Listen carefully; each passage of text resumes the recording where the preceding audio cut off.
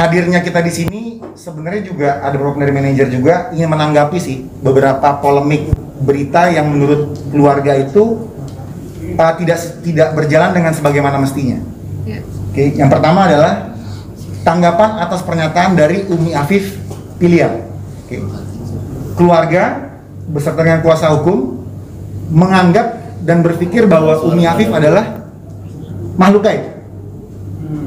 Kenapa kami anggap makhluk gaib? Karena kami berpikir bahwa kalau memang manusia yang memang ada makhluk wujud nyatanya, pasti dia akan hadir dengan sebagaimana mestinya. Diketahui keberadaannya, lokasinya, serta identitasnya gitu. Cuma kan kalau sampai pada saat ini kita nggak tahu nih. Iya dong, kayak random person gitu. Itu yang pertama. Yang kedua, pihak keluarga diwakili oleh kami, kuasa hukum juga ingin menegaskan bahwa hingga pada saat ini domisili serta asal-usul dari klien tidak pernah berubah. Poin dari omongan kami adalah tidak berubah domisili tersebut membuka pintu untuk bagi siapa saja yang merasa dirugikan untuk hadir bertemu musyawarah dengan kami, tidak dengan mempublish berita yang tidak sebagaimana mestinya gitu. Itu yang kedua. Oke. Yang ketiga juga kami menduga memang ada motif buruk di balik ini semua yang menyerang klien kami. Dan memang ada para pihak-pihak yang memang sengaja mencari panggung atas peristiwa ini. Gitu. Dan yang terakhir adalah terkait poligami. Nah, ini pasti teman-teman nunggu semua poligami. Saya kuasa hukum beserta dengan keluarga tidak menjustifikasi siapapun nih. Ini saya kasih ilustrasi ya. Ilustrasi ya, tidak menyudutkan siapapun ya. Yang pertama, seorang suami mempunyai istri, punya anak. Oke? Diberikan izin oleh istrinya untuk poligami. Ilustrasi ya. Oke, punyalah istri kedua. Poligami sah demi hukum. Punya anak. Nauzubillah min dzalik, kemudian hari suami ini jatuh miskin dan harus tinggal di luar negeri pada saat itu ya, dengan kondisi yang sangat memprihatinkan. Nah, istrinya pergi nih sama anaknya. Dan istri ini telah menikah 3 kali setelah dari pria ini. Ini kayak novela ilustrasi aja. Tanggapan kita ilustrasi aja. Oke?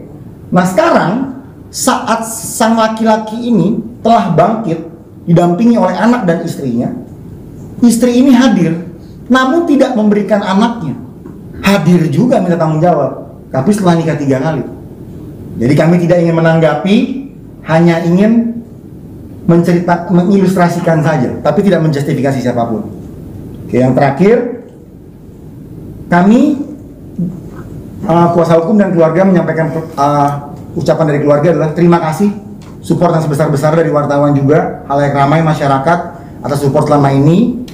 Namun kami memohon dengan sangat untuk sudi kiranya mempertimbangkan sebelum mempublikasikan, dikarenakan memang saat ini beberapa anak dari klien yang memang masih di bawah umur tertekan dengan ada peristiwa ini, tertekan memang. Dan kami sekali lagi saya menegaskan, peristiwa itu, pernikahan itu ada memang, sah memang, ya mas ya, ada memang. Tapi dengan tegas saya telah memberikan pandangan hukum kepada klien juga bahwa kasus anak dan cerai itu tidak dapat dipublikasikan demi hukum. Jadi kalau ada orang yang mempublikasikan, ya mungkin kami anggap itu kehilafan semata atau kurangnya baca buku semata. Itu aja.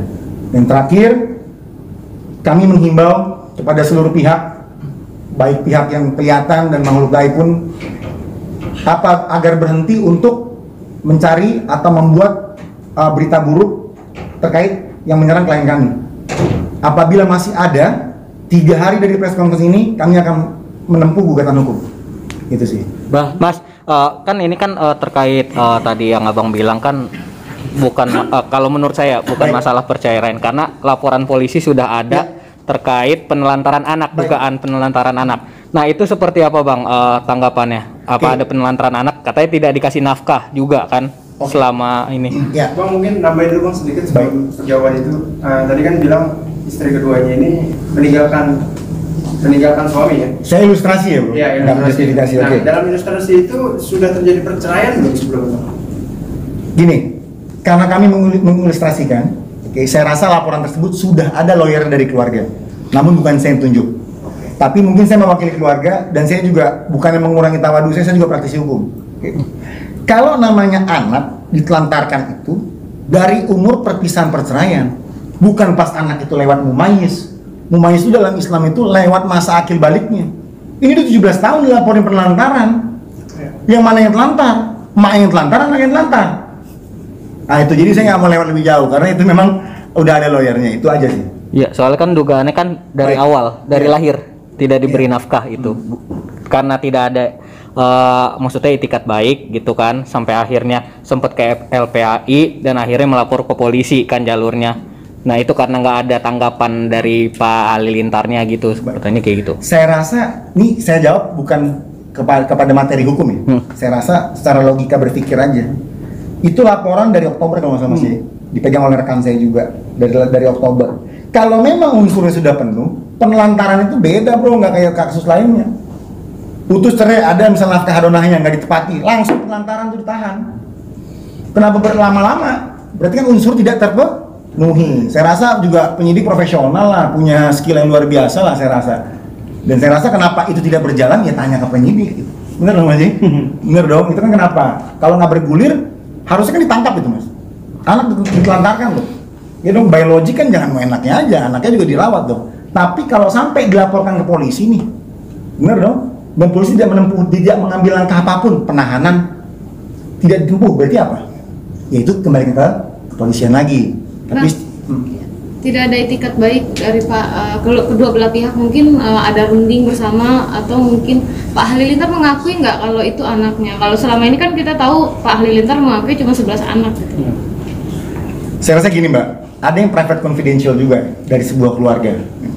Tapi kalau hingga pada saat ini kita mengacu pada putusan pengadilan aja. Apa Bang hasilnya? Kan gini, itu kan sudah dilaporkan oleh rekan saya, sedang bergulir prosesnya. Namun keluarga mengakui itu memang anak dari keluarga Linta. Memang, tapi untuk lebih dalam, mohon maaf tanpa mengurangi hormat, saya rasa setiap keluarga punya polemik masing-masing dan itu juga anak mungkin kondisi psikisnya harus kita jaga juga gitu. Dan saat ini juga kondisi dari klien juga punya anak yang masih kecil juga. Saya rasa kami mohon kepada rekan media untuk dijaga itunya ya sih. Kak Anas sudah pernah bertemu Mbak Happy dan anaknya belum? Kalau itu saya nggak tahu. Tapi yang pasti pertemuan itu pasti kan udah musyawarah keluarga ya. Saya rasa ada yang terbatas diberi informasi kepada kuasa juga ada yang terbatas juga. Bang, tudingan lain dilontarkan juga kepada Pak Halilintar katanya sama istri pertamanya ya. Katanya Mbak Happy ini dari awal menikah itu katanya bisa dibilang dijadikan ART atau pembantu selama menikah. Itu seperti apa Bang? Saya kalau klien sih nggak sampai cerita sedalam itu ya. Kalau saya nggak dalam itu, cuman kalau biologik sih Mas, kalau dinikahin jadi ART sih Mas, cerainya nggak hampir 4 tahun lah Mas, langsung sebulan cerai langsung lah itu, ya kan? Saya rasa logikanya itu, cuman hingga pada saat ini klien memang ya kalau memang ingin bertemu ya, ditunggu kok seperti saya bilang tadi, kutipan saya di poin B tadi bahwa domisili kami tidak pernah berubah, asal usul klien kami tidak pernah berubah. Jadi kalau memang ada yang minta pertanggungjawaban, datang. Ada yang diutangin, datang. Ada yang ditipu, datang. Tapi Pak Anas dipanggil 6 kali sama pihak LPAI tidak pernah datang. Saya rasa kan gini Mbak. Lucunya itu kan seperti ini. Yang nggak datang disebutkan, yang datang kan nggak disebutkan. Jadi Pak Anas pernah datang. Kalau datang kantor polisi pernah Mas ya? Pernah. Sekarang kan gini Mbak. Saya rasa LPAI itu kan konseling ya. Konseling juga kan maksudnya, dan juga bukan jalan tali kasih yang bisa mempersatukan polemik yang sudah lama terjadi gitu loh Mbak. Tapi sebagai warga negara yang baik, klien saya telah memenuhi panggilan polisi. Yang ke LPAI gimana Pak?